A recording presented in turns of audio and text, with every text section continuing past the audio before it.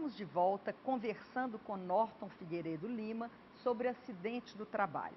Você sabia que o Brasil ostenta um altíssimo grau de acidentes do trabalho e nós precisamos minorar esse índice?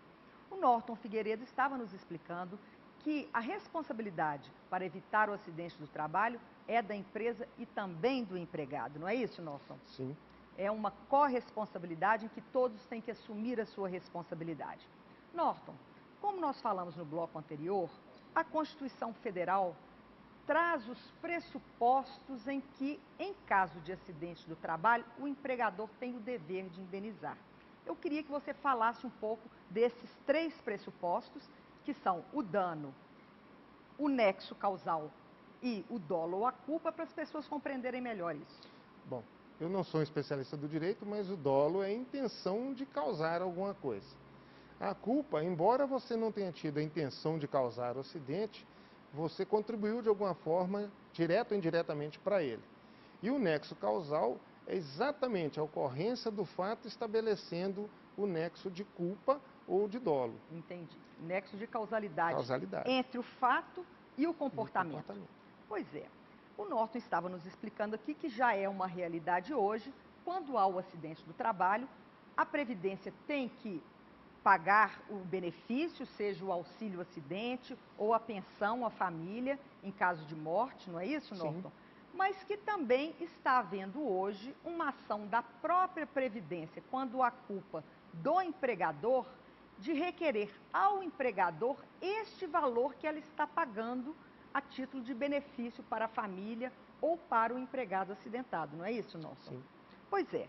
Então, falando ainda sobre essa ação da Previdência, que o senhor disse que agora mudou, né, essa forma de enquadramento, existe outra fonte documental que pode ser solicitada pelo INSS para fazer esse enquadramento da relação de causa e efeito entre a doença e o ambiente do trabalho? Sim. A Previdência instituiu para a aposentadoria a substituição a antigos documentos, conhecidos antigamente como SB40, laudos periciais, DIRBEM 8030. Chama-se hoje PPP, Perfil Profissiográfico Previdenciário. Ele tem dois objetivos. Primeiro, a concessão de benefícios previdenciários. E segundo, o INSS tem como objetivo, com esses documentos, identificar o nexo do efeito causado entre a doença ou acidente e o ambiente de trabalho. Então ele conta a história do trabalhador. E contando essa história ao longo do tempo, lá tem os agentes que o empregado está exposto, os agentes ambientais, passíveis de quantificação ou qualificação, as funções exercidas pelo empregado e, com o segredo instituído pelos órgãos de medicina, se houve ou não a realização dos exames previstos na lei, o exame admissional, os periódicos, o de retorno ao trabalho em caso haja algum afastamento superior a 30 dias ou qualquer outro exame necessário. Então ele pode solicitar à empresa a emissão desse documento e o encaminhamento do PPP para a Previdência. E ela sim tentar estabelecer o nexo causal e aí sim mudar o enquadramento e penalizar a empresa. E essa penalização pode vir a cada ano em cima de uma nova sigla instituída que é o fator previdenciário, fator acidentário previdenciário, FAP. Onde a empresa, por exemplo, deixa de pagar uma certa quantia que ela sempre pagou a efeito de seguro acidente de trabalho, ela pode ser penalizada em dobro, ou se ela é uma empresa preventa, cuidadosa, zelosa, ela pode reduzir em até 50% o valor desse seguro. Muito interessante. Bom, nós então vemos com muita clareza, pela lei e pela realidade fática das empresas, que existe uma corresponsabilidade, evidentemente com uma responsabilidade maior da empresa, porque é ela que tem que munir o empregado com todos esses equipamentos e conhecer a legislação, fazer treinamentos. Mas o que você diria, na sua experiência, que o empresário, o empregador deve fazer para demonstrar que cumpriu a lei, agiu com rigor para evitar o acidente do trabalho, ter provas disso, e também o empregado, que cumpriu a sua função, que usou os equipamentos de proteção e que agiu rigorosamente para evitar o acidente de trabalho?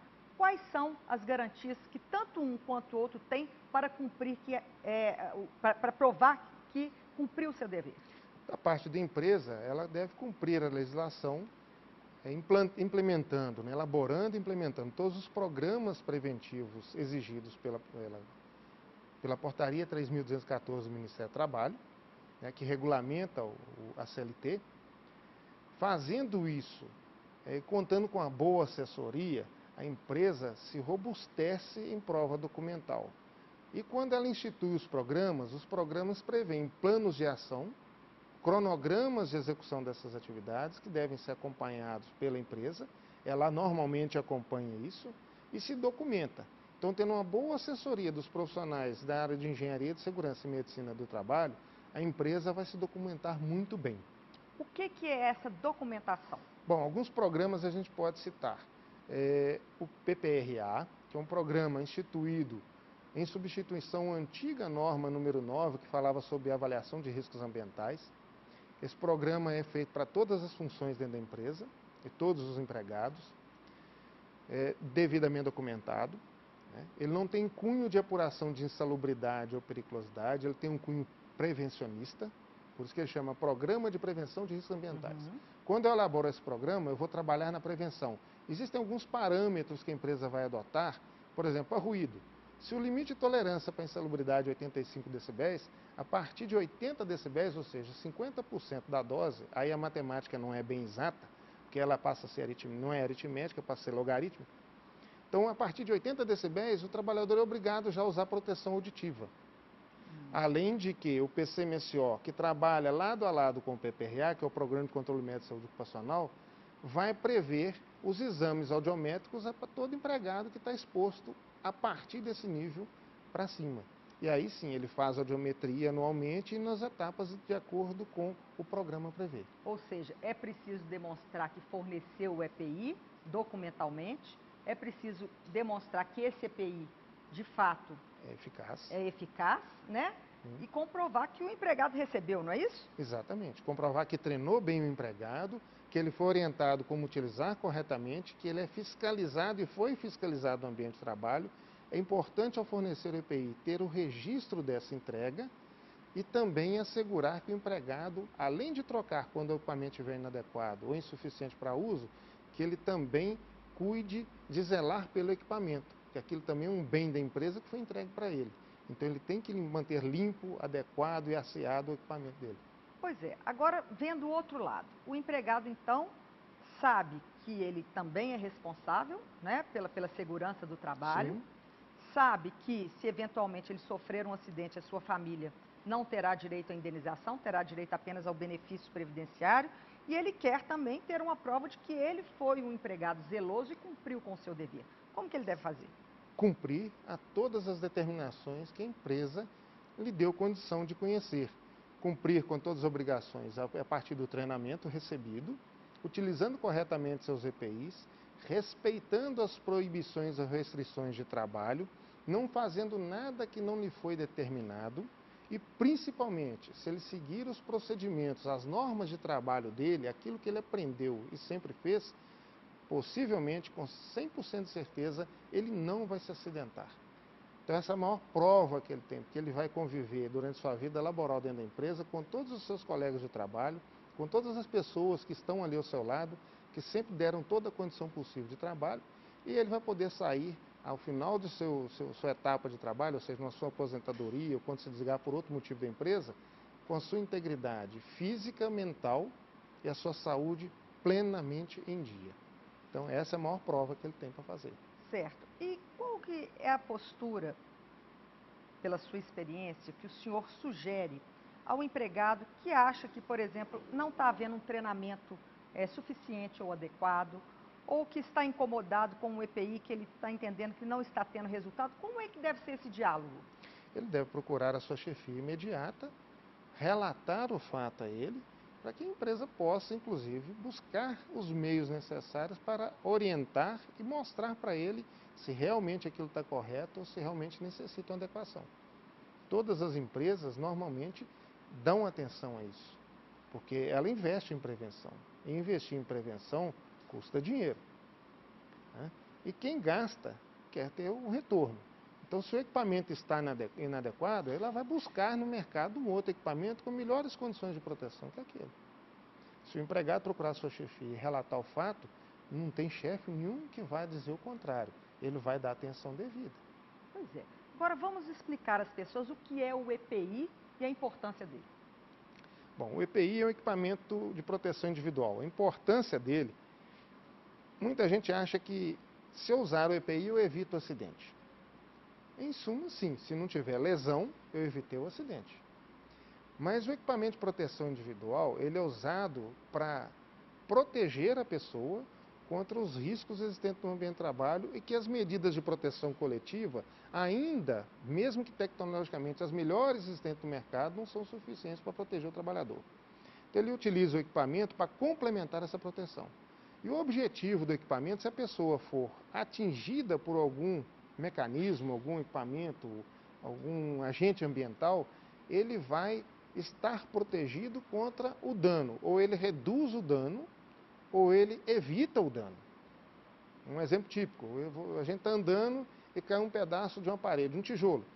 Se eu estou usando um capacete adequadamente, com a jugular, o capacete bem regulado na cabeça, bem ajustado, possivelmente eu vou sentir o impacto, mas não vou ter a lesão. Então, a finalidade do equipamento é exatamente essa, é prevenir que o empregado possa ter exatamente a lesão ou o dano à sua integridade física ou à saúde. Pois é, Norton. Nós já estamos terminando o programa, eu queria que você deixasse duas mensagens curtas para aquele empregador que está preocupado com eventual acidente do trabalho que possa ocorrer, ou seja, está preocupado com a segurança do ambiente laboral, e para o empregado também que trabalha numa empresa e que quer cumprir as normas de segurança. Uma mensagem curta para cada um deles. Bom, para o empregador, que ele realmente tente cumprir com todas as suas obrigações e para cumprir com as obrigações que ele esteja bem assessorado. Ele fazendo essa parte, ele vai ter êxito pleno. E para o empregado, que ele não deixe de cumprir com todas as normas existentes no ambiente de trabalho. Use corretamente seus equipamentos de proteção individual e, na dúvida, procure o componente, o representante da CIPA, a Comissão Interna de Prevenção de Acidentes, que estiver mais próximo de você, ou procure o SESMIT da empresa. Mas antes também dê ciência a seu supervisor imediato, que aí sim ele vai estar buscando os mecanismos que existem dentro da empresa e dentro da lei para que possa ajudar a solucionar os problemas de segurança e saúde no ambiente de trabalho. Muito bem, muito obrigada pela sua participação, foi muito valiosa para todos nós. Nós temos que lutar para diminuir no Brasil com esse altíssimo índice de acidentes do trabalho e através da informação nós já estamos dando um passo muito importante. Muito obrigada pela sua participação. Eu que agradeço pelo convite. Muito bem, até o próximo programa Conversando Direito, você aí de casa.